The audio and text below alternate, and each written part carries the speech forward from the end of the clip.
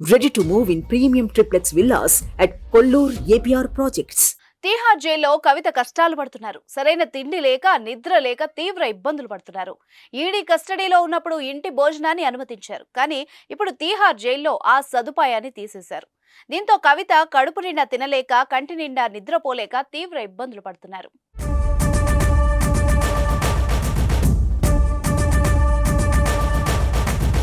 మార్చి 26న custody ముగిసిన తర్వాత కవితను తీహార్ జైలుకు తీసుకెళ్లారు పోలీసులు. ఏప్రిల్ 9వ తేదీ వరకు కవితకు రౌజ్ అవెన్యూ కోర్టు రిమాండ్ విధించింది. అయితే జైల్లో పెడుతున్న ఫుడ్ తనకు పడడం లేదని, బెడ్ లేకుండా నిద్ర పట్టడం లేదంటూ కవిత మళ్లీ కోర్టులో పిటిషన్ వేశారు.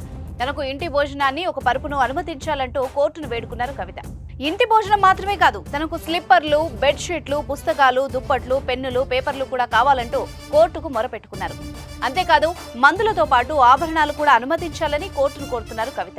ఈడీ కస్టడీలో ఉన్నంతకాలం కవితకు ఇంటి భోజనాన్ని అనుమతించారు. అంతేకాదు ఈడీ ఆఫీసులోనే రోజు గంట సేపు కుటుంబ సభ్యులతో మాట్లాడుకునే అవకాశం కూడా ఇచ్చారు. కానీ ఈడీ కస్టడీ ముగిసిన తర్వాత కవితకు ఈ సదుపాయాల్ని తొలగించారు.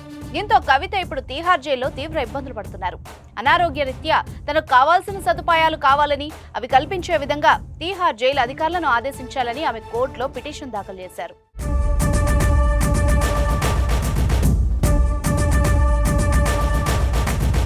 ఢిల్లీ లిక్కర్ స్కామ్ లో కవితను మార్చి 15వ తేదీన అరెస్ట్ చేసిన సంగతి అందరికీ తెలుసు. ఈ కేసులో ఇప్పటి వరకు ఈడీ 128 కోట్ల రూపాయల ఆస్తుల్ని అటాచ్ కూడా చేశారు.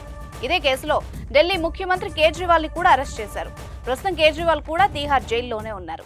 తీహార్ జైల్లో ఉన్న కవిత ప్రత్యేక వసతులు కావాలన్న పిటిషన్ ఇప్పుడు రౌజ్ అవెన్యూ కోర్టులో విచారణకుంది. కవితకు ఆమె కోరిన వసతుల్ని కోర్టు అనుమతిస్తుందా లేదా అన్నది ఇప్పుడు ఆసక్తికరంగా మారింది. సుమన్ టీవీలో మీ పర్సనల్ అండ్ బిజినెస్ ప్రమోషన్స్ కోసం కింది నెంబర్కి కాంటాక్ట్ చేయండి.